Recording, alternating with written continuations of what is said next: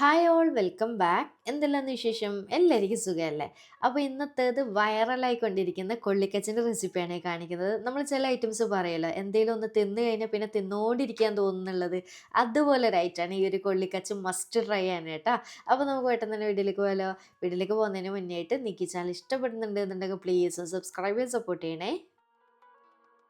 അപ്പോൾ നമ്മുടെ കൊള്ളിക്കച്ച ഉണ്ടാക്കാൻ വേണ്ടിയിട്ട് ആദ്യം തന്നെ കിഴങ്ങ് കൊള്ളിയാണേ വേണ്ടത്. ഞാൻ ഏകദേശം ഒരു അര പാക്കറ്റോളം എടുത്തിട്ടുണ്ട്. അത് നമ്മുടെ ഇഷ്ടത്തിനനുസരിച്ച് എടുക്കാം.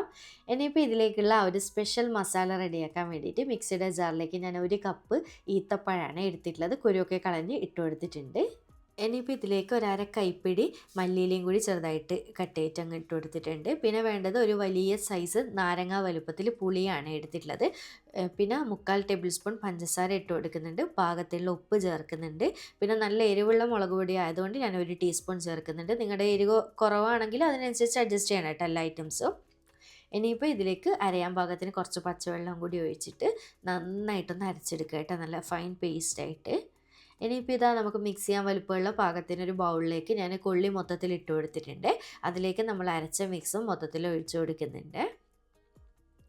എന്നിട്ട് ഇതിൻ്റെ മുകളിലായിട്ട് ചെറുതായിട്ട് കട്ട് ചെയ്തിട്ടുള്ള സവാള ഇട്ട് കൊടുക്കുന്നുണ്ട്. അതൊക്കെ നമ്മുടെ ടേസ്റ്റിനനുസരിച്ച്. ഇതിന് ഒരു കറക്റ്റ് ഇൻഗ്രീഡിയൻസിൻ്റെ അളവൊന്നും ഇല്ല കേട്ടോ, അല്ലാതെ നമ്മുടെ ടേസ്റ്റിനനുസരിച്ച് ഇട്ട് കൊടുക്കാം. പിന്നെ കുറച്ച് മല്ലിയിലയും കൂടി ചെറുതായിട്ട് കട്ട് ചെയ്തിട്ടിട്ട് എല്ലാം കൂടി ഇതുപോലെ അടച്ച് വെക്കുക. എന്നിട്ട് നല്ലപോലെ ഒന്ന് കുലുക്കി കൊടുക്കുക കേട്ടോ. ആ ഒരു ഇങ്ങനെ കുലിക്കുന്ന സമയം കൊണ്ട് തന്നെ മൊത്തത്തിലൊന്ന് മിക്സായിട്ട് കിട്ടിക്കോളൂ.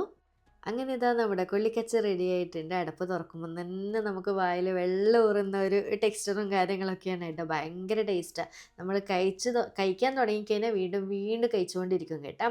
എന്നിട്ട് ഇതാ ഞാൻ മൊത്തത്തിൽ സെർവ് ചെയ്ത് കൊടുത്തിട്ടുണ്ട്. അടിപൊളി ടേസ്റ്റ് ആയിട്ടുള്ള കൊള്ളിക്കച്ചാണ്. ഒരു തവണയെങ്കിലും ഒന്ന് ട്രൈ ചെയ്ത് നോക്കുക കേട്ടോ. ഇപ്പം ഭയങ്കരമായിട്ട് വൈറലായിക്കൊണ്ടിരിക്കുന്ന ഒരു ഐറ്റമാണല്ലേ.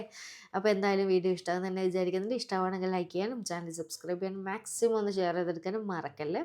വീണ്ടും ഒരു അടിപൊളി വീഡിയോ ആയിട്ട് കാണാം. Thank you.